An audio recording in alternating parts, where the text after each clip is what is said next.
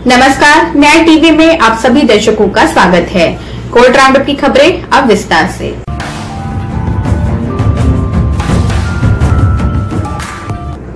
Supreme court ने कहा है कि एक टेलीफोन संदेश जो स्पष्ट रूप से अपराध को निर्दिष्ट नहीं करता है, उसे एफआईआर के तौर पर नहीं माना जा सकता है।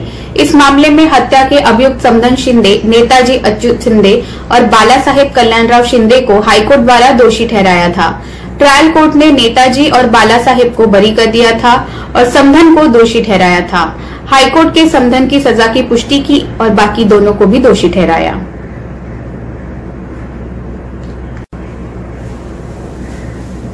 भारत के अटॉर्नी जनरल के वेणुगोपाल ने मंगलवार को कांग्रेस सांसद राहुल गांधी के खिलाफ न्यायपालिका पर टिप्पणी करने के लिए आपराधिक अवमानना कार्यवाही शुरू करने की सहमति देने से इनकार कर दिया। एजी ने कहा कि राहुल गांधी के बयानों ने न्यायपालिका का एक सामान्य संदर्भ दिया और सुप्रीम कोर्ट के लिए कोई विशेष संदर्भ नहीं दिया। उन्होंने कहा कि न्यायालय की अवमानना अधिनियम 1971, कंटेम्प्ट ऑफ कोर्ट एक्ट 1971 की धारा 15 के तहत अटॉर्नी जनरल के पास सुप्रीम कोर्ट की अवमानना के लिए संबंध में अवमानना के लिए कार्यवाही शुरू करने के लिए सहमति देने का अधिकार क्षेत्र है।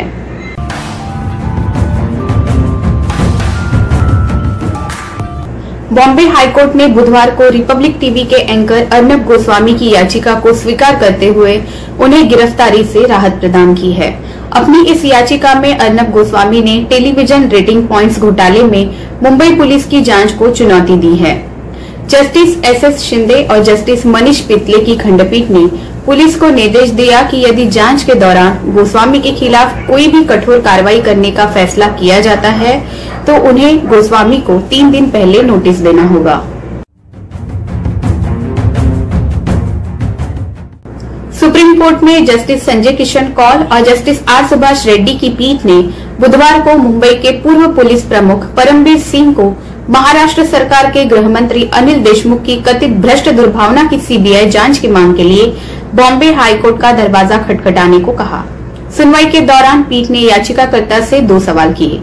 पीठ ने पूछा कि उच्च न्यायालय के समक्ष अनुच्छेद 226 याचिका के बजाय अनुच्छेद 32 के तहत सर्वोच्च न्यायालय के समक्ष याचिका क्यों दायर की गई। अदालत ने याचिकाकर्ता से आगे पूछा कि अनिल देशमुख जिस व्यक्ति के खिलाफ उन्होंने गंभीर आरोप लगाए हैं, उन्हें भी पक्षकार के रूप में शामिल क्यों नहीं किया गया है। सीनियर एडवोकेट मुकुल रोहतगी ने कहा कि वो पक्षकार को शामिल करेंगे। अनुच्छेद 32 की याचिका पर सुनवाई के बारे में उन्होंने कहा कि इसे सुनवाई योग्य कहा जा सकता है, जहां अनुच्छेद 226 भी सुनवाई योग्य हो। ये पूरे राज्य प्रशासन सहित गंभीर अनुपात का मामला है। एनआईए एनटीआर मामले की जांच करने के लिए आया है, जिस पर यह मामला बना है। पूरे राज्य और देश को चौंकाया गया है। घोटाले की कोई सीमा नहीं है।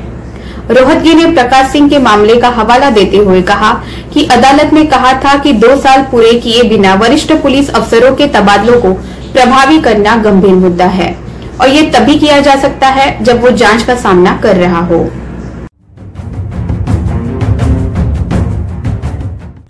रोहतगी ने कहा कि ये दुर्लभ है कि एक पुलिस आयुक्त को इस कानून के तहत स्थानांतरित किया जाता है जो प्रशासनिक कारणों की बात करता है और मंत्री ने खुद टीवी पर यह कहा था कि ये प्रशासनिक कारणों से नहीं किया गया था। रोहतगी ने प्रस्तुत किया कि बहुत कम महत्वपूर्ण मुद्दों पर इस अदालत ने अनुच्छेद 32 के तहत अनुमति दी है। उन्होंने भारती घोष और अर्जुन सिंह के मामलों का हवाला दिया, जहां उन्हें पश्चिम बंगाल में चुनाव लड़ते समय परेशान किया गया था। हाथरस बलात्कार मामले आदि कहा गया कि ये उच्च न्यायालय द्वारा नियंत्रित किए जा सकते थे। न्यायमूर्ति कौल ने कहा कि एक ऐसा मुद्दा है जहां दोनों व्यक्तियों के बीच चीजें तब तक ठीक लग रही थी जब तक कि जनता की चकाचौंध में कुछ सामने नहीं आया। अब दोनों द्वारा आरोप लगाए जा रहे हैं।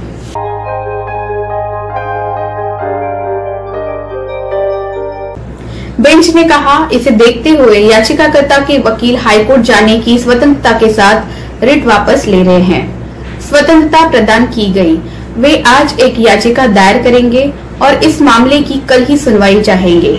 ये एक उपयुक्त प्रार्थना होगी कि इसे उच्च न्यायालय के समक्ष बनाया जाए और इस न्यायालय के सामने नहीं।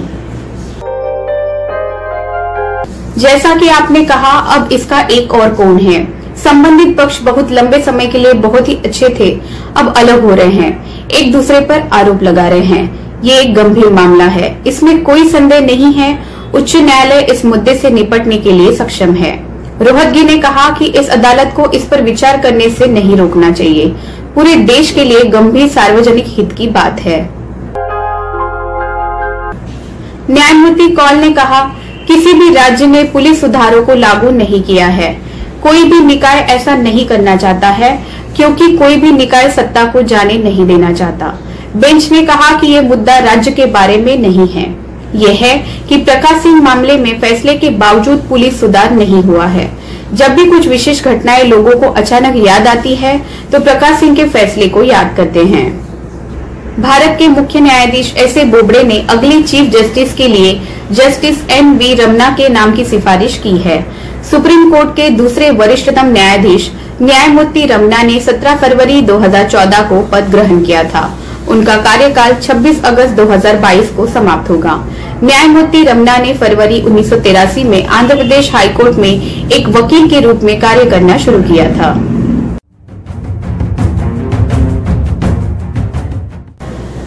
उन्होंने केंद्र सरकार के लिए एक अतिरिक्त सरकारी वकील और हैदराबाद में केंद्रीय प्रशासनिक न्यायाधिकरण में रेलवे के लिए सरकारी वकील के रूप में भी काम किया है। इसके बाद उन्होंने आंध्र प्रदेश के अतिरिक्त महाधिवक्ता के रूप में भी कार्य किया। उन्हें 27 जून 2000 को आंध्र प्रदेश हाईकोर्ट के स्थायी न्यायाधीश के रूप में नियुक्त किया गया था। इसके बाद उन्होंने 10 मार्च 2013 से 20 मई 2013 तक आंध्र प्रदेश हाईकोर्ट के कार्यवाहक मुख्य न्यायाधीश के रूप में कार्य किया। उन्हें 2 सितंबर 2013 से दिल्ली हाईकोर्ट के मुख्य न्यायाधीश के रूप में पदोन्नत किया गया था।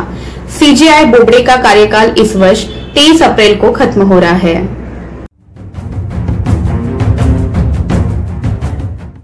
सुप्रीम कोर्ट ने मंगलवार को उच्च न्यायालयों के समक्ष लंबित Netflix, Amazon prime video, Hotstar आदि जैसे ऑनलाइन मीडिया स्ट्रीमिंग प्लेटफॉर्मों पर कंटेंट सामग्री के नियमन से संबंधित मामलों की कार्यवाही पर रोक लगा दी। जस्टिस चंद्रचूड़ की अगुवाई वाली 3 जजों की बेंच ने ओटीटी प्लेटफॉर्मों के नियमन के लिए विभिन्न उच्च न्यायालयों में लंबित मामलों को स्थानांतरित करने की मांग वाली केंद्र सरकार की स्थानांतरण याचिका पर सुनवाई करते हुए निर्देश जारी किया। सुनवाई की हाइब्रिड प्रणाली के लिए तैयार एसओपी के मुद्दे पर सुप्रीम कोर्ट ने मंगलवार को एससीबीए द्वारा दायर रिट याचिका में कार्यवाही को ये देखते हुए बंद कर दिया कि इस मामले को अदालत में न्यायिक पक्ष से नहीं निपटा जा सकता है। जस्टिस एसके कौल और जस्टिस आर सुभाष रेड्डी की पीठ ने दर्ज किया कि समन्वय समिति ने 3 फरवरी, 4 फरवरी और 13 फरवरी को बैठकें आयोजित की थी, जिसमें एससीबीए और एससीओआरए के सदस्यों ने भाग लिया था, जहां एसओपी तैयार करना ही मुख्य एजेंडा था।